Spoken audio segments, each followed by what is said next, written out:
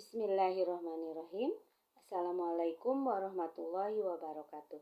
Perkenalkan, nama saya Nani Suryani dari kelas CNR3 NIM 18620500215. Di sini saya akan mempresentasikan tentang keterlambatan fisik motorik anak usia dini, terutama yang ada di lembaga kami atau yang ada di sekolah kami. Ini adalah salah satu tugas yang diberikan oleh mata kuliah metode perkembangan fisik motorik anak dengan dosen pengampu Ibu Ari Widyastuti MPD. Perkembangan motorik merupakan salah satu faktor yang sangat penting dalam kehidupan individu secara keseluruhan. Perkembangan anak usia dini terdiri dari 6 aspek, yaitu nilai agama dan moral, fisik motorik, sosial emosional, kognitif, seni, dan bahasa.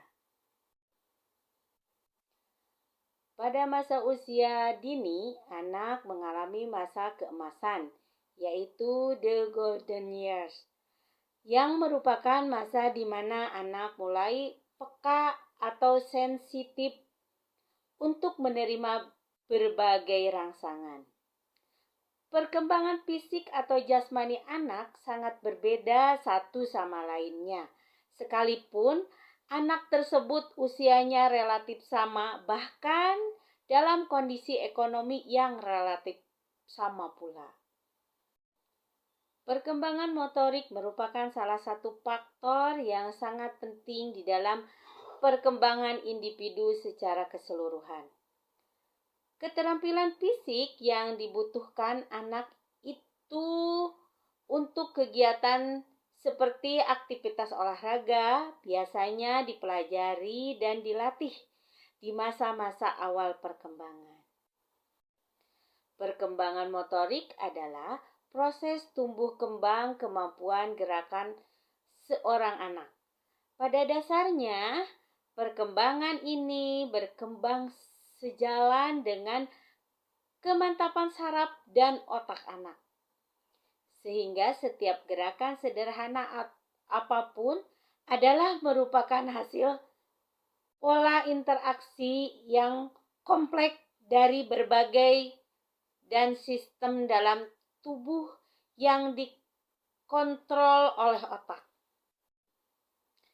Gangguan perkembangan fisik motorik anak menjadi salah satu kekhawatiran bagi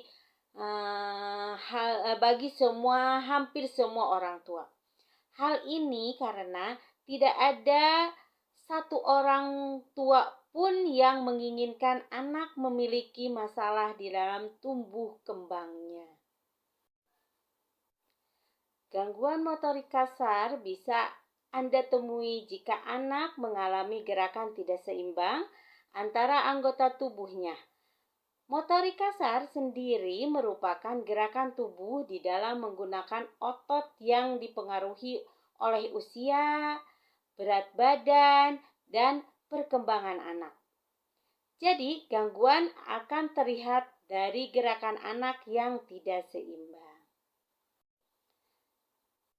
Selain gerakan tidak seimbang pada tubuh anak bisa saja mengalami gangguan refleksi tubuh atau gangguan tonus otot. Cara mengatasinya adalah berkonsultasi dengan dokter atau melakukan terapi dengan ahlinya.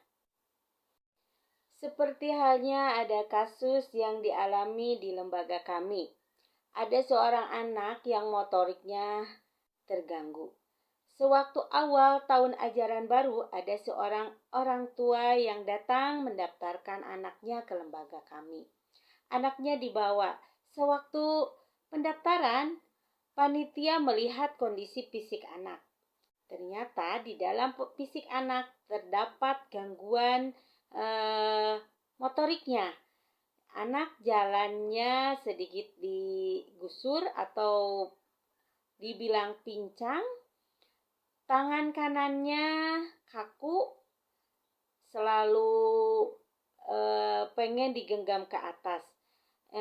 Kami bertanya kepada orang tua bahwa ini adalah anak harus ditangani oleh ahlinya. Seandainya anak disekolahkan di sini, takutnya anak tidak berkembang fisik motoriknya, karena kami bukan ahlinya untuk menangani itu semua. Tetapi orang tuanya tetap kekeh pengen menyekolahkan anaknya di lembaga kami. Dengan berbagai alasan, kami menerima anak tersebut. Sudah beberapa bulan berjalan KBM, pembelajaran di lembaga kami, ternyata anak sangat tertinggal, tidak seperti anak-anak yang lainnya. Jadi kami memanggil orang tua anak tersebut. Kami diskusikan sama orang tua bahwa kami tidak bisa mengatasi anak seperti ini karena alat juga ilmu yang kami miliki, kami bukan ahlinya untuk menangani anak yang mempunyai kasus tersebut. Tetapi orang tuanya anak tersebut bersikeras mempertahankan pendapatnya bahwa anak saya itu normal, anak saya tidak mempunyai kekurangan, atau anak saya tidak perlu dimasukkan ke SLB. Jadi dengan diskusi kami, akhirnya kami menganjurkan sama orang tua boleh bersekolah di sini, tetapi anaknya harus ditangani dengan yang ahlinya, yaitu dengan terapi untuk mengembangkan motoriknya. Karena anak kalau dikasih alat makan dan alat tulis, anak bisa menggenggam tetapi tidak bisa menggunakannya. Kalau nyuap pakai sendok, anak harus dibantu tangannya dengan tangan yang kiri. Begitu pula kalau mewarna atau menulis, anak selalu cepat capek, kelihatan berkeringat, juga kelihatan lelah.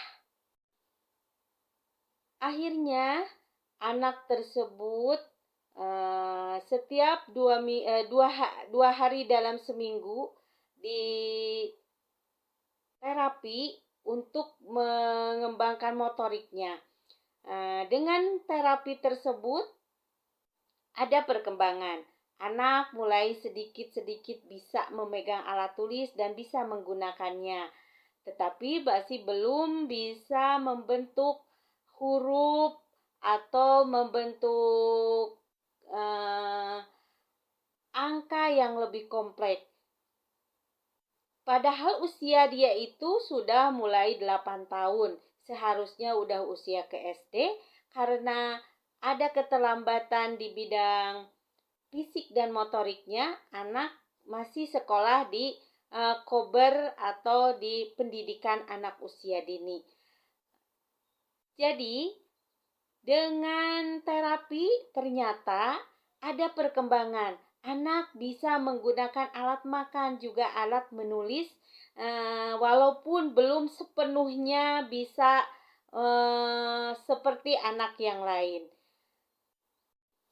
Jadi studi kasus yang ada di lembaga kami adalah ada seorang anak perempuan yang bernama Fatimah Azahra, sudah usia 8 tahun tapi motoriknya belum bisa berfungsi sebagaimana mestinya.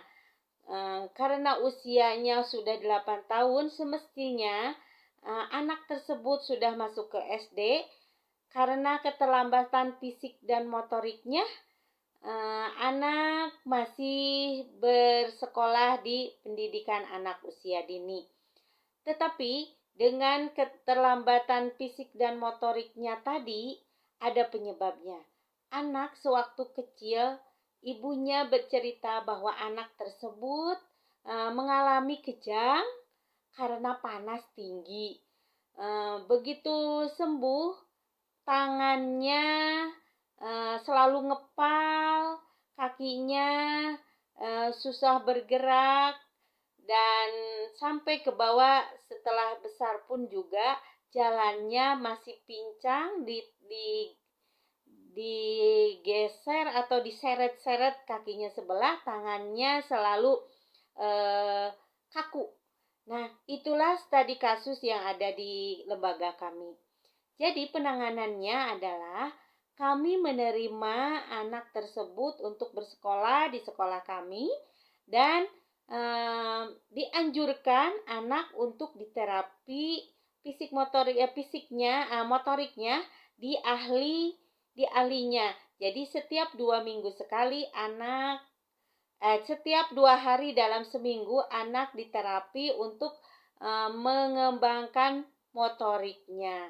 Nah, itulah studi kasus yang ada di sekolah kami, dan penanganan yang kami anjurkan kepada orang tua.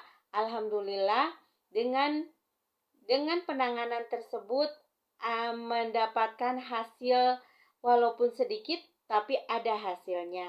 Rupanya dari saya cukup sekian. Wabillahi taufik wal hidayah. Assalamualaikum warahmatullahi wabarakatuh.